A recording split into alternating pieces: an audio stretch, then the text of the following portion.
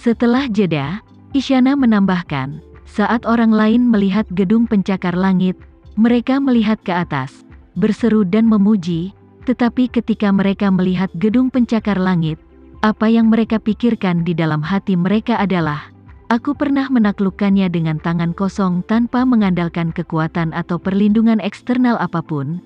Menurutku rasa pencapaian itu adalah sesuatu yang bisa membuat mereka bahagia untuk waktu yang lama. Tama merenung sejenak dan berbicara, aku menyarankanmu untuk mencoba tetap masuk akal mungkin. Jika keputusan ini salah, maka mungkin tidak ada kesempatan untuk memperbaiki kesalahan ini.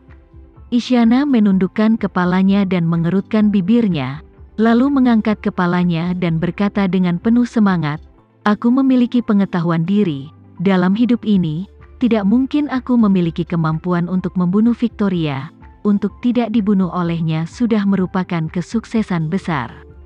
Namun, meski aku tidak memiliki kemampuan untuk membunuhnya, tapi setidaknya aku punya kesempatan untuk menentangnya hari ini dengan tindakan praktis. Bukankah dia, Victoria, bermimpi menangkapku? Kalau begitu dia mungkin tidak pernah bermimpi bahwa aku pernah dekat dengannya pada suatu saat. Jika aku berhasil kali ini, maka dalam permainan kucing dan tikus hidup dengan Victoria, aku akan dianggap memenangkannya sekali dulu. Jika dia tidak menangkapku pada hari dia mati, maka pada akhirnya aku akan menang. Selama aku menang kali ini, suatu saat nanti, aku pasti akan memberitahunya bahwa aku tidak hanya dikejar olehnya. Pada hari itu, aku juga akan memberitahu dia bahwa meskipun tanganku tidak berdaya, aku berani berbicara dan tertawa di depannya. Bahkan jika dia kuat seumur hidup, terus kenapa?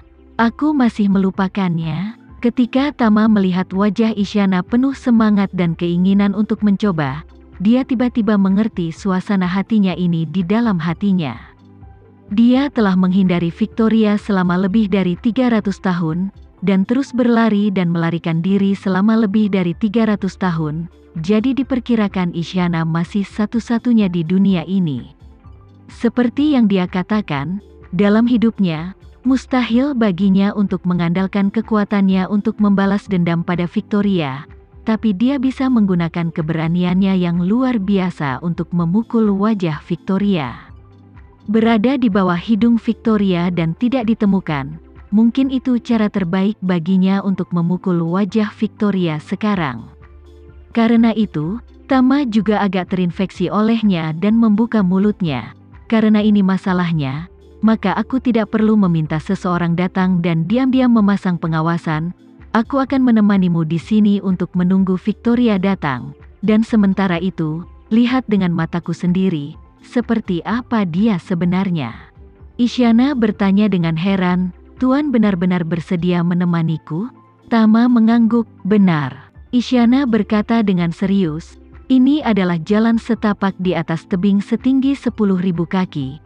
Jika kamu membuat kesalahan, kamu akan kehilangan nyawamu.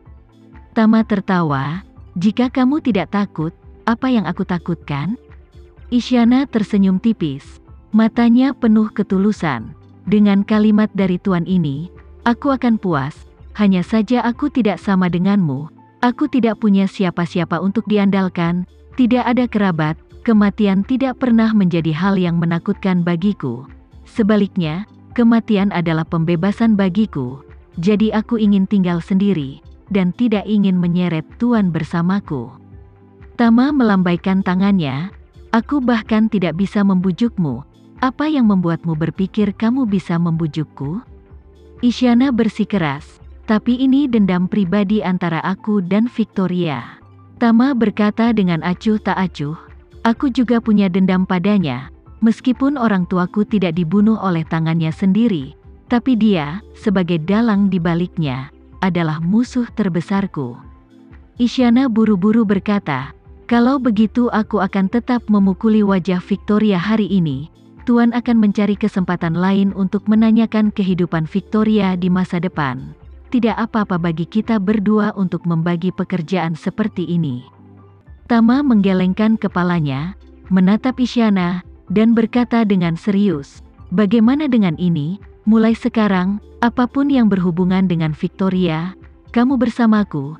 Hari ini aku menemanimu untuk memukul wajahnya, dan di masa depan, kamu akan menemaniku untuk meminta nyawanya. Bagaimana menurutmu?" Isyana menatap Tama. Sesaat dia tidak tahu harus berkata apa. Bayangan Tama di matanya berangsur-angsur kabur. Dia benar-benar membasahi matanya dengan air mata. Dia memaksa air mata kembali, tersenyum lembut, dan berbicara, "Aku berterima kasih atas cintamu. Mulai hari ini dan seterusnya, aku akan bekerja sama denganmu." Kota kuno Dungalio. Tama dan Isyana, yang mengenakan pakaian pasangan, tidak terburu-buru membeli peralatan, tetapi berjalan-jalan dulu di sekitar kota. Meskipun kota kuno Dungalio telah berubah drastis menurut pendapat Isyana, dia masih menemukan beberapa kenangan dari masa mudanya. Dia menemukan sebuah jembatan batu yang dia lewati ketika dia masih muda, dan mengejutkan Tama dengan menarik tangannya, dengan penuh semangat memberitahunya, "Yang aku pernah melewati jembatan ini beberapa kali saat masih muda." Tama bertanya dengan heran, "Yakin ini jembatan yang sama?" "Tentu." Isyana menarik Tama ke jembatan batu hijau. Di tengah jembatan batu, menunjuk ke lempengan batu hijau terbuka. Diperkenalkan ke Tama, potongan mutilasi ini adalah seekor kuda ketakutan yang membuat masalah. Pemiliknya adalah seorang tukang batu. Hari itu datang untuk memberikan rumah baru Tusi Dungalio untuk mengirim 2 patung batu.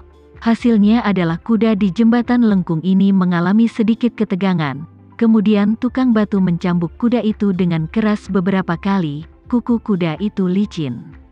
Kukunya terpeleset dan hampir jatuh. Lalu dia meronta maju seperti orang gila dan membalikkan gerobak piring yang diseretnya, dan salah satu patung batu pecah di lempengan batu ini, meninggalkan celah seperti itu. Mengatakan bahwa Isyana menambahkan, "Kebetulan aku datang dengan kakekku dari Dumai hari itu untuk memberi penghormatan kepada Tusi di sini. Jadi aku kebetulan melihat seluruh proses kuda itu ketakutan dan membuat masalah tepat di dekat jembatan." Saat Tama mendengarkan uraiannya, dia tidak bisa tidak berfantasi tentang adegan yang dia gambarkan dalam benaknya. Saat ini, bertepatan dengan seorang gadis kecil berusia sekitar 7 atau 8 tahun, mengenakan pakaian kuno, memegang labu gula di tangannya, mengambil langkah kecil dan melompat di atas jembatan. Ibunya membungkukkan tubuhnya di belakangnya, menggunakan ponselnya untuk memotretnya, sementara ayahnya yang membawa tas besar dan kecil, memegang 2 cangkir minuman, diikuti dengan tidak tergesa-gesa. Mata Isyana terus mengejar gadis kecil itu, senyum tipis tidak bisa tidak muncul di wajahnya, dan berkata kepada Tama, "Saat itu, aku sedikit lebih muda darinya.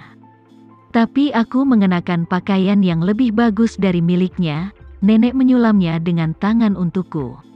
Pada jam-jam berikutnya, Tama menemani Isyana dan kedua orang itu mencari toko outdoor, membeli sejumlah peralatan berkemah yang dibutuhkan. Karena berpura-pura menjadi pasangan, keduanya membeli tenda, alas tidur, lampu tidur kantong tidur, lampu berkemah, dan beberapa perlengkapan penting lainnya. Selain itu, Tama juga membeli 2 buah kursi lipat, meja lipat, serta perlengkapan mandi untuk keperluan sehari-hari. Tama merasa karena dia akan memainkan permainan hitam di bawah lampu di bawah pengawasan Victoria, dia harus menjalin hubungan baik dengan kelompok penggemar alam luar sebelumnya yang berencana berkemah di gunung, dan berintegrasi ke dalam lingkaran mereka, yang juga akan membantu dia dan Isyana dengan lebih baik untuk menutup-nutupi. Karena itu, dia membeli beberapa minuman keras bermutu tinggi serta bahan-bahan segar, berniat untuk kembali dan berkenalan dengan geng terlebih dahulu. Dia menduga jika Victoria datang ke Dungalio, maka kemungkinan waktu kedatangannya adalah dari malam ini hingga besok pagi. Kebetulan geng itu berkemah di sini malam ini, dan dia akan minum-minum dengan mereka di malam hari. Dengan cara ini, diperkirakan mereka tidak akan bisa bangun pagi untuk berangkat besok, dan dengan lebih banyak orang, secara alami juga akan ada lebih banyak perlindungan. 2 orang dengan peralatan yang dibeli kembali ke gunung. Waktu sudah malam. Sekian dulu ya video kali ini. Kita lanjutkan lagi videonya di lain waktu. Oh iya, bagaimana menurut kalian? Semoga bisa sedikit menghibur kalian semua. Untuk teman-teman yang baru nonton, jangan lupa subscribe ya, hehehe. Dan kalau teman-teman ada yang ingin gabung langganan, bisa langsung gabung saja untuk dapat fitur yang menarik dan sedikit membantu Mimin. Terima kasih banyak sudah menonton, sampai jumpa lagi, bye bye bye.